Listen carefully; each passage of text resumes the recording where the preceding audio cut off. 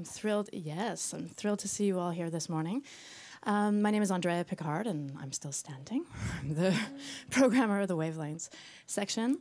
Before we begin, we'd like to acknowledge that this morning's event is taking place on the treaty territory of the Mississaugas and the New Credit, the traditional territory of the Haudenosaunee, the Anishinaabe, and the Huron-Wendat.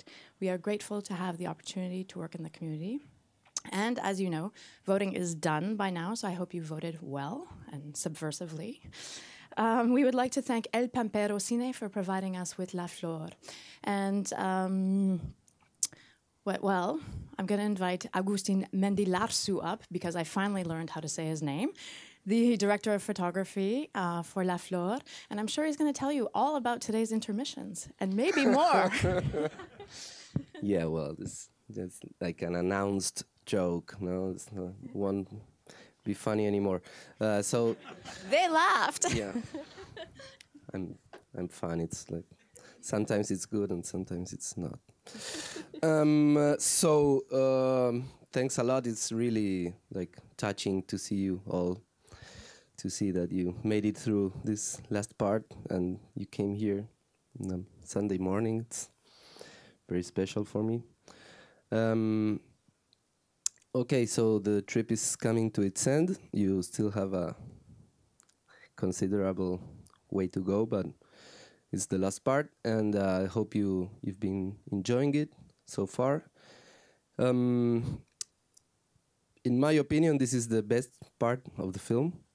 It's also the strangest one. The narrative device starts getting more and more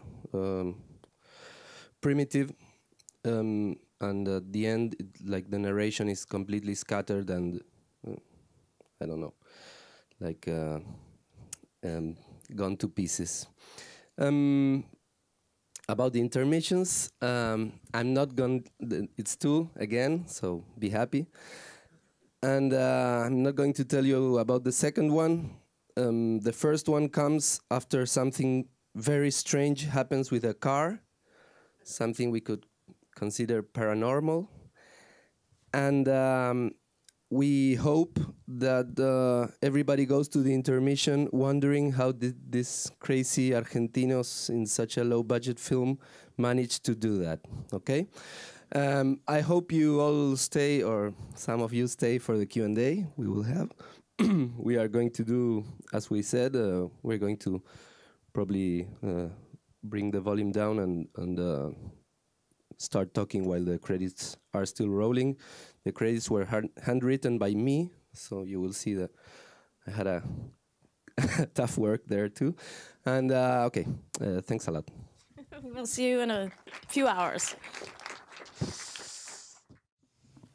So please welcome back to the stage Agustin Mendilarsu.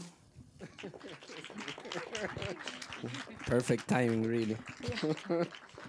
And as he mentioned, this is his writing here. A lot of work. Can we sit down, or if you'd like to sit down, yeah. Sure, why not? It's okay, no? Yeah, I think so. Yeah. Okay. Obviously. Thanks for staying. Just to start, obviously, this is a huge labor of love, and not only by Mariano and the entire collective, but so many people who worked on this. And it didn't begin as a 14-hour film. So I wonder if you could talk about the evolution of this project and how it sort of ballooned in scale over time. Okay. The project started, it was very strange. In fact, Mariano was called by the 4 actresses and Héctor Díaz. Héctor Díaz is the one that plays the male singer in the part of the singers, in the first part. Second episode of the first part. Héctor was directing the 4 girls in a play called Neblina, something like fog. And it was a play about 4 pop singers that were, in fact, like hidden terrorists that had taken that disguise of pop singers to get into a mansion and to kill a rich person. They were like... So they wanted to make a film out of that play, out of that strange plot, and they called Mariano but they called him through me because I was doing theater and they knew me. So Mariano said, no, if I do it, I will do it with him. And we started like gathering together for like twice a week. And at some point that project like fell, and we had already been doing, no, we were starting to plan Historias Extraordinarias. And I think this dealing with this extreme massive durations was a problem at first with Historias Extraordinarias, because people were telling us, like, all our lives has been people telling us this is not the way to do things, and we were stubborn and continued doing things the way we thought was the correct one. This, of course, was very painful when we were young, because it was very discouraging, and we had to take strength from I don't know where to continue doing things the way we thought they should be done. And with Historias Extraordinarias, it was quite a surprise, the duration. We never expected it to be 4 hours, 15 minutes. And when the moment we realized it was going to be very long, we said to ourselves, let's not worry about that, but let's worry about each part is very good. So that people will not be bored or irritated by watching it, that it was like addictive and that you could just not stop watching it. And that was a very like a very important precedent for this. And I think that when we started doing this film, we were not afraid anymore of how long it could last, and let them have it. And if they want, they can watch it, and if they don't, it's okay. Are there questions for Agustin? Yes, over here.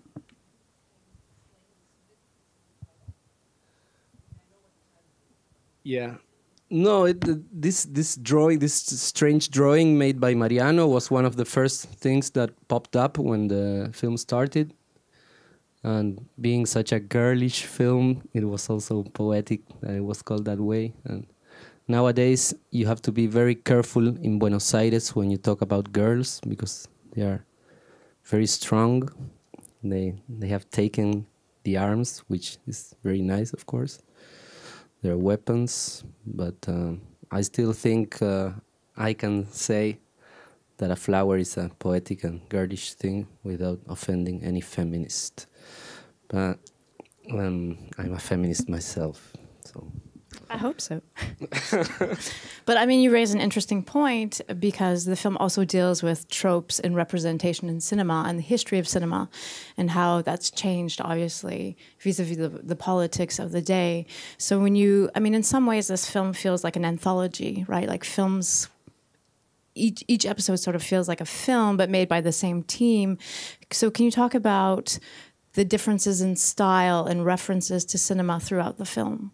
Yeah, okay. I think Mariano does it a bit when he introduces each part, but there was this idea that like the old theater companies that could do any, like a very wide repertoire, like repeating the same actors and actresses, but doing very different kind of pieces.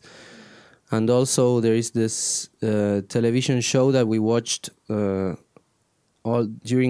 you see, when I was a child, Argentina was a very poor country. Now it's facing a very stupid and massive crisis, but it was very poor in the sense that the offer of things we had, like the kind of things you could find in Argentina was very few. There was the militaries, and the militaries came to the government a few years after I was born, and so in the television there were very few shows, and it was very capricious. Why? For instance, there was a show called Telematch from Germany, and nobody understood. It was a contest between small cities in Germany, and nobody like playing with big balls and games with water and people disguised, and we were watching that because there was nothing else to watch. And and one thing we watched very much was El Chavo, the famous show by Roberto Gómez Bolaños, the Mexican artist. I don't know if you're familiar with it. All the no Latin Americans here. Okay, so this was a very strange show, written and directed by a man called Roberto Gómez Bolaños. He was one of Maradona's idols. Maradona had a TV show for a very few times because he was terrible as a conductor, and he invited Roberto Gómez Bolaños, which was very old, and he could not stop telling him like, I was watching your show, oh my childhood, and he could not move from that, but he was. And this guy was christened Chespirito. It's like a funny Spanish way of saying Little Shakespeare. He had a very inspired writing, and there was like 5 or 6 different patterns in his show, and they were all the time played by the same company of actors. So there was the El Chavo, this very famous show about a group of people living in a very poor condominium. Then there was El Chapulín Colorado, which you have probably seen. He has a CH and a red and antennas. And we like this idea of the same group of people moving from very, like swapping from one style to another, and this idea that the same girls could be seen playing very different roles with very different acting techniques was very seductive to us, and also the idea that the film would document the passing of time in their faces. And you see, for instance, Pilar Gamboa, who plays in the first episode, plays this kind of sorceress that comes and solves things with the mom. She must have lost like 10 kilos after, and now she's very slim. And in this last episode of The Captive Women, 2 of the girls are pregnant. One of them is pregnant of Mariano. She became Mariano's wife during the shoot. So that was also very funny. And about references, I don't know. We are cinephiles, all of us. We watch lots of movies, and I don't know, this idea of a massive total film done with practically nothing and among friends was also something that we wanted to achieve, and I hope we have somehow. Yeah, Shelley. Thank you.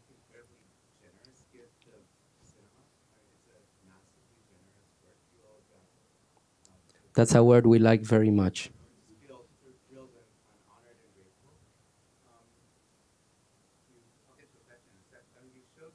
No, keep talking, please.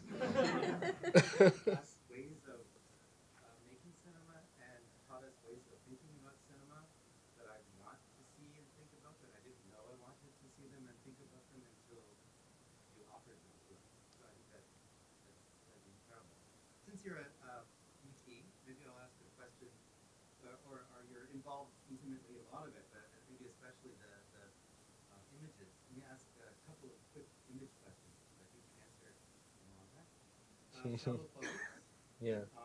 You have extreme shallow focus. Pick one part of the picture plane and focus on it, and the rest is very blurry, and then you move around. Talk a bit about that. And the last episode, the camera obscura, you talked a bit about how you create those images. Great. Thank you. It's a very nice question. I'll try not to get very geeky, but I'm not a geek. I'm for the first thing I have to say, it was very funny when I went. Once I went to a festival with Historias Extraordinarias to Berlin, and there was this very, very funny character called Charlie Cokie. I wonder if some of you know him. He's a writer for some magazine I think in Florida or so. And he christened me the first director of photography he had ever seen, because I was acting in the film and I was also the DOP, so it was supposed to be funny. It didn't have that effect, but okay. Um, my education as a DOP is very regular. I'm a theater writer. I studied acting, and I like very much. Once I read some words by Sterling Morrison, the second guitarist of the Velvet Underground, that said, I don't consider myself a guitarist. I learned how to play the guitar because I wanted to work with these guys. So and I was very identified with that phrase because I never thought of myself as like manipulating cameras when I was studying, and then I realized I didn't like directing films because the kind of stress that it brings to the director, I cannot stand it. When I do theater, I can go home. If a rehearsal was a complete disaster, I can go home and think about it and then come next week and try to solve things. And so that's for my small bio. And and for the shallow depth of field, I don't know. It was when the first episode you saw, and also Historias Extraordinarias, the previous film, were done in mini DV, and it was a terrible struggle to get the image to be more or less cinematic, because you know how difficult it is with those small cheap cameras to achieve difference in focus, focus difference, and for the image not to look so video-like, So it was all the time working with teles and with obviously with the most open stop, and trying to differentiate figure and background, because otherwise it really did not. It did not get cinematic. It looked like any video you can watch on YouTube. And I think then when we moved to the DSLRs, the Canon 7D, which was the camera with which we did most of this film, I think we got used to that, and we started enjoying this idea of not correcting the focus when probably the focus was put in some place because it made sense, or it made focus at some point of the scene. But then when the character moved, we just left it there. And being this such a talked and an acted film, we also wanted the image to be something to show that the image was also something that we were reflecting and trying to experiment with. I don't know. And then there's a lot of caprice, of course, also the things that I cannot explain. But I don't like when artists say, no, I cannot explain that. It's very irritating. Like I received an inspiration which I cannot transfer to you now. Come on. And and the second question about the Camera Obscura, of course, that is a part I'm particularly proud of, and I will not conceal it. I had a talk with Mariano one afternoon, and he told me that he was thinking that the film should that the film had such a how could I call it, such a dictator-like narrative device for most of all for the second part, the episode 3, that kind of takes the spectator by the nose and carries him like this and does not let him much time to think. And that's nice, but we also wanted to counterweight that with other strategies. And Mariano told me that the idea of the film ending with the 4 girls in the desert with practically no plot whatsoever and these general shots was his idea, that the film, that the narrative device would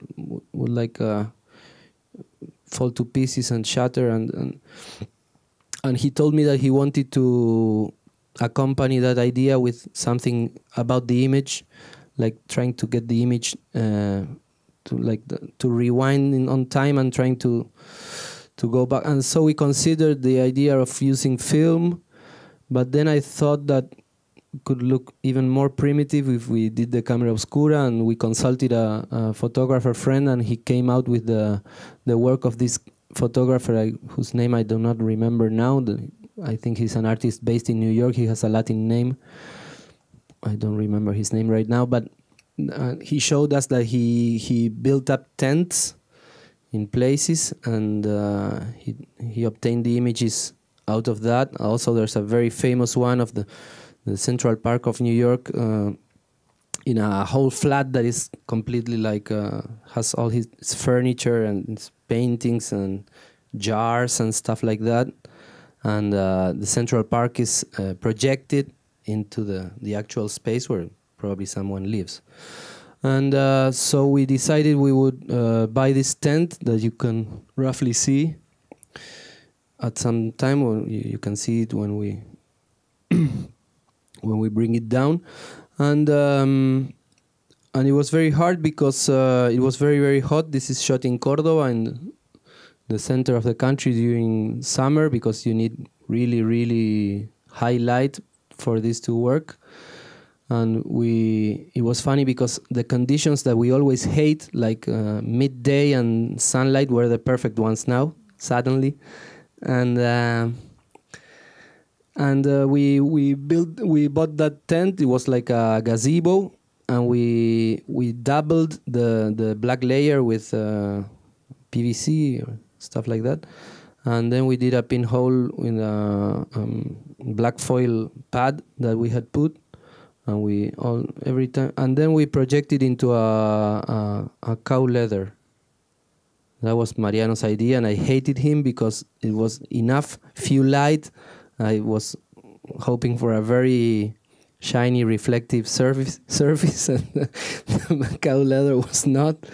But one of my favorite moments is when that cricket comes in, and that happened without us controlling it, and it's we were using one of the Sony Alpha series cameras that are very, very luminous, and a 51.4 lens.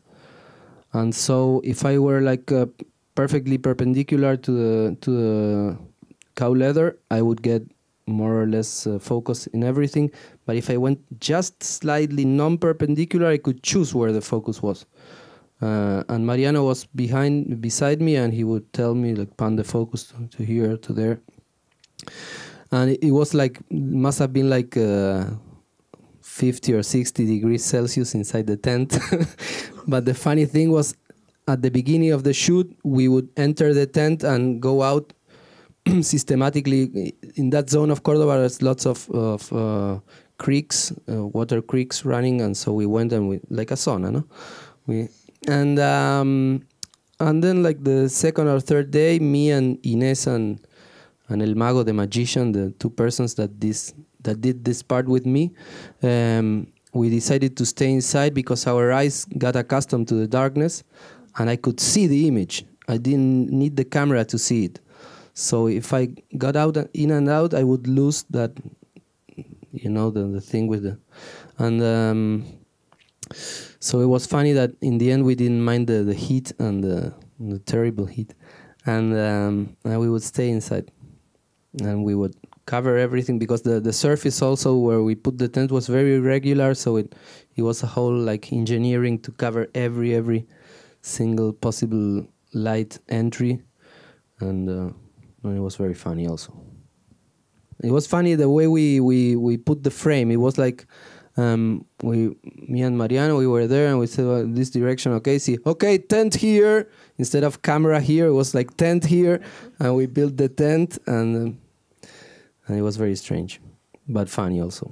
But the idea, the conceptual idea was like the film like getting into a more every time more primitive status and ending in this. I'm very talkative. I know. I'm sorry. I know it's late. This is good because there's a 40-minute credit sequence running behind us. Question right here in the middle.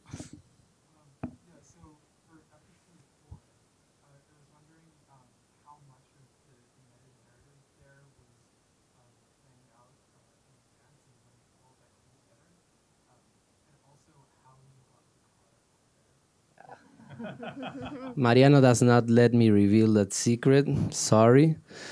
And yeah, it's a combination of different things because, for instance, today I stayed to watch the beginning of episode 4, and I remember that day we didn't finish the Canadian scene, the first one with the girls disguised, and I remember Mariano was very angry because the girls did not have hadn't studied the words very thoroughly, and they are theater actresses, and Mariano was like, "You have been jerking off for 2 years now, and now when you have to work again, you cannot do it." It was like that, and Mariano is quite intense, and they were all shouting, and it was a catastrophe because we only had to do that one scene and we didn't finish it. We had to come back the next day. And that scene was like written, every comma was there, and they had to memorize it exactly the way Mariano wanted. And Mariano was like obsessively correcting the intonation of each phrase. And then what comes afterwards was controlled by no one. It was like the parts when we are on the road and shooting the trees, and it was complete improvisation. And so between those two systems, I think is the way we like working. I don't know. We can be very rigorous about stuff and also completely free. And this idea of going out in a car, like very few people, and putting up a film with just what we have is something we have been doing for some time. So yes, there was a bit of both systems in that particular part, and it's a bit of a portrait of how we work, a bit exaggerate, maybe, being like caricaturized, but we are. Sound like it from your improvisation there. Yeah. I play the voice of the DOP, but not the body. And Mariano plays the voice of the director, and Walter, who is my partner, is the person I know Mariano through, and he's my partner in theater writing and directing. He's the body of the director. Yeah. I saw another question right here. Yeah. Could you talk more about the overall screenwriting process? Did you come up with the plots of the different episodes at the same time, or were they developed in a certain order? And also for the first 4 episodes where we don't get to see the ending, did you have one planned for each of them? Thank you. Now, well, that's obviously a good question for Mariano, not for me, but since I'm the one here. There was some kind of line out of general idea what the 4 episodes would be about. Mainly number 1 and 2, where the ideas came more or less quickly. The scripts were, Mariano is very fast writing.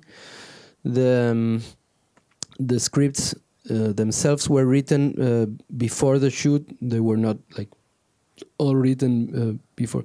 I mean, he wrote episode 1 and we shot it. Then he wrote episode 2 and we shot it. Then with episode 3, everything became like more complex because it lasted the shoot lasted for I don't know how many years, and also because there were like funny things started happening. Mariano is, I think I wouldn't say it in front of him, but he's very good writing. He's very, not only very creative, but very fast, and he has this idea that the film defends very strongly that there is a misunderstanding about how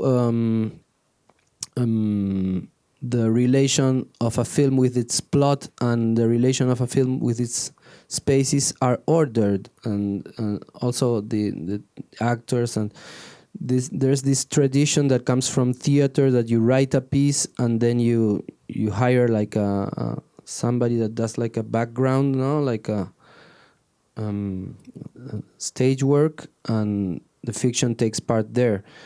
And we learned from modern filmmakers after the 30s that this process could be inverted, that you could first choose and like a place or choose and like an actor, and then try to invent circumstances that could put a character into that.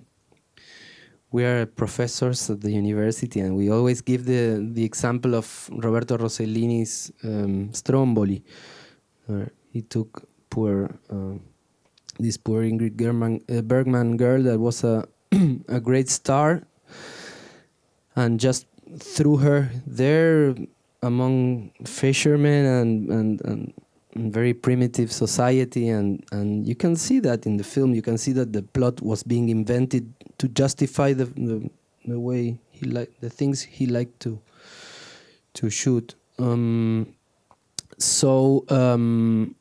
With all this turn, I wanted to say that Mariano started taking advantage of some travels he had to festivals to Europe, where he coincided miraculously with the girls that are actresses and were touring with plays. So whenever he coincided in Europe with one of the girls, he invented some scenes and he shot them there. So most of the camera work in Europe, when it's actually Europe and it's not faked Europe, like Canada, for instance, we didn't shoot in Canada. I think you must have realized, but was shot by Mariano himself. It was just really the utmost experience of minimalism of the film was the director holding the camera and an actress standing there and them shouting in Spanish in England or in Berlin or wherever, and a lot of material was shot like that. And then episode 4, everything got a bit strange. I have some participation in that I can answer about. That in one of the trips, we were like moving around a lot in cars and spending very long hours inside cars talking all the time. And Mariano at some point said, I don't know what to do with episode 4. And I said episode 4 should be a realistic one, and it should deal with the shooting of La Flor. I told him that. He said, okay. I was imagining a completely different thing, and then the idea of it being a realistic episode kind of disappeared because there's even witches flying, so it's not very realistic. But yeah, that one was like a turning point.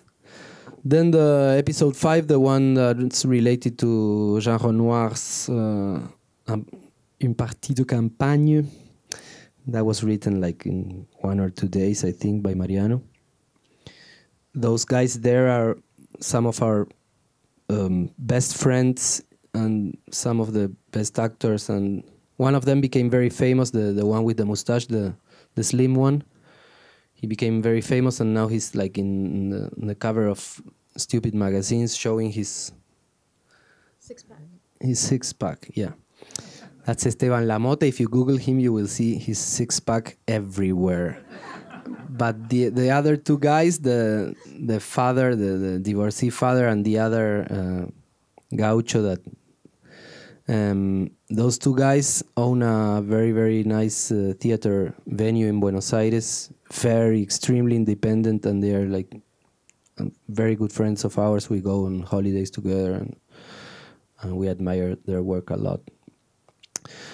And then for episode 6, we went out to shoot with not one line written, and Mariano was very elusive with explanations, and I was all the time asking him, how are you going to put together these beautiful images we are doing? They are beautiful, but what's going to be the glue that? And he says, I will come up with something, don't worry. And I think he didn't. He invented this completely, how do you say, apocryphal book by an English woman. Invented all that stuff. Like also, he also invented that strange episode, disappeared, like missing material from Casanova's biography. Yeah. That's more or less my answer. Are there more questions for Augustine? Yeah.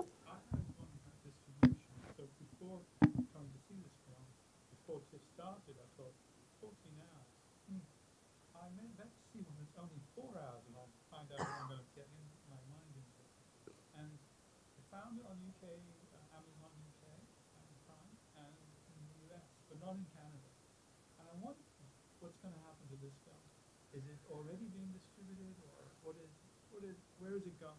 Yeah, whenever a conversation about finances or money or whatever is happening in El Pampero, they throw me out. So because I'm completely incapable. But as far as I know, as far as I could overhear, there were some French distributors interested in the film. But right now, I think it's doing like the classic festival turn, so I don't think it's something we are worrying a lot about yet. And still, it's a very good question that I have no answer for.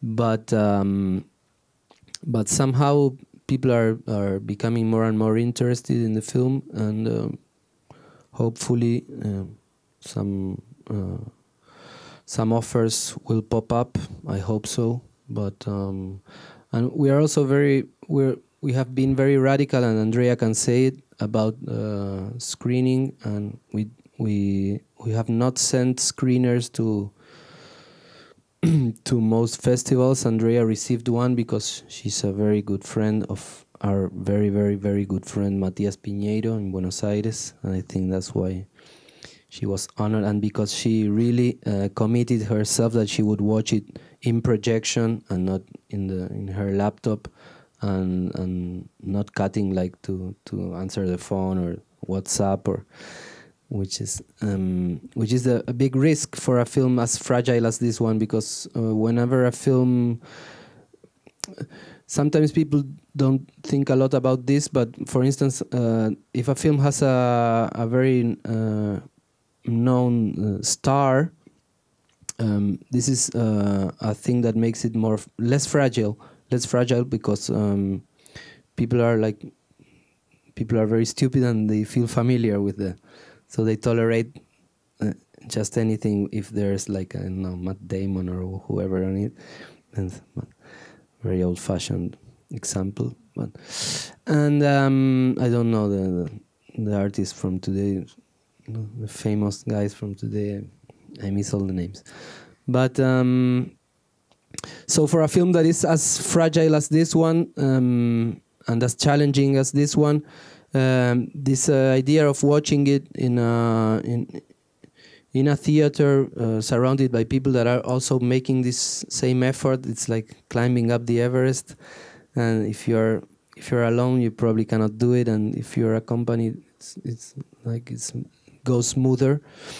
So we insist very much on this idea, and also because it's everybody's joke, at least in Argentina, where people are very I don't know how to say it, but the kind of humor Argentinians have, they get like very familiar and trustful, like very easily, and they tell you like, oh, you have been you are together with a girl for 8 years, and when are the babies coming? This is a kind of remark that any Argentinian can make you, and in Europe it would be like, what?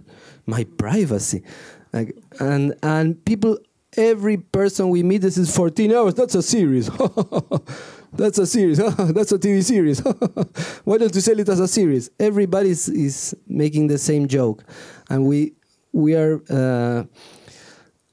we are convinced, and we are very determined not to turn this film into a series. So we have to watch very carefully how the film is sold and distributed. And yes, please. Say one thing about that. 10 years ago, I would never have imagined that there are now people who will spend a whole weekend watching a series as essentially a single film. That this is actually nearer to the future than to the past. And that although you have a huge audience, there is still a possibility for people to watch this in their own personal space in the same intense manner.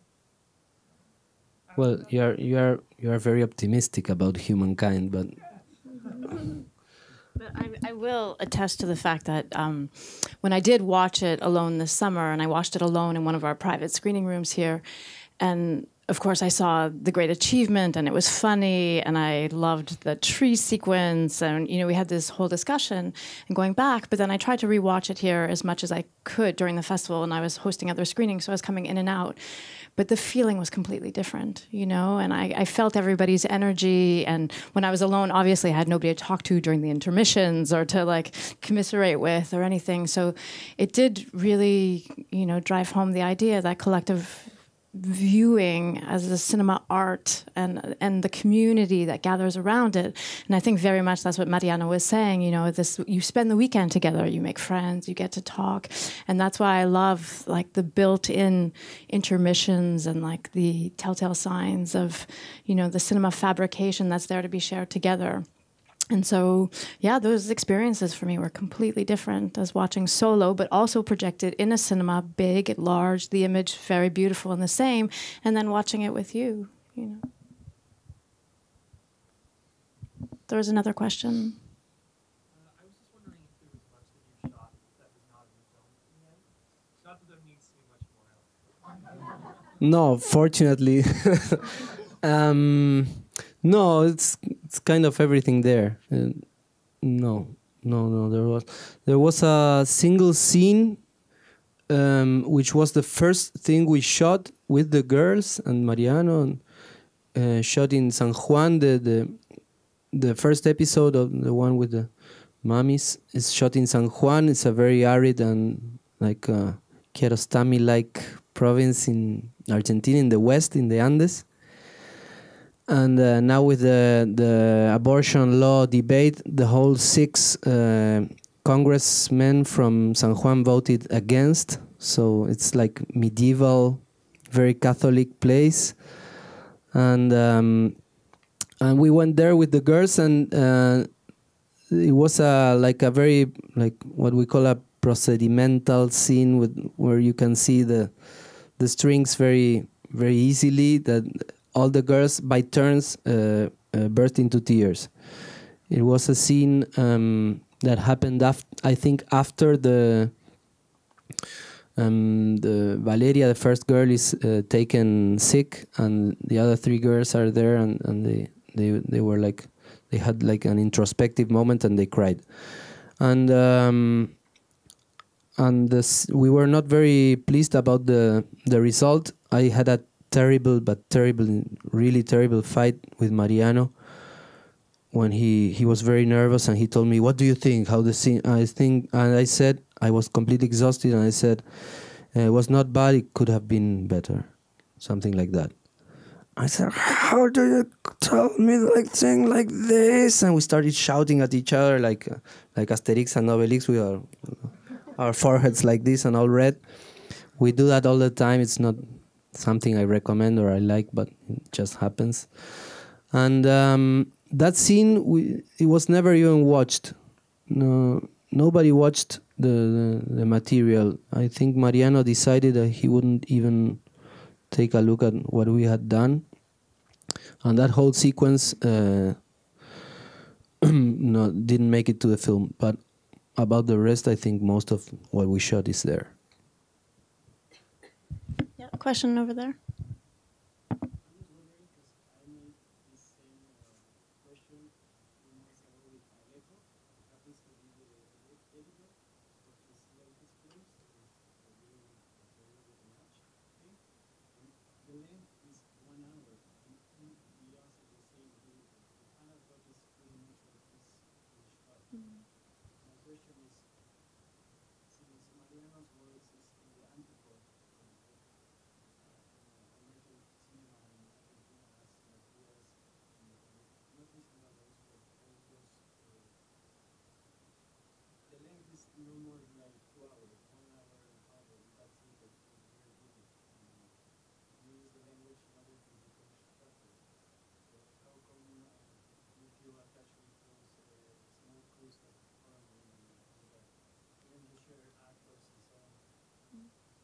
It's a very complex question, but I will probably answer a bit, and then I will talk about what I want to talk.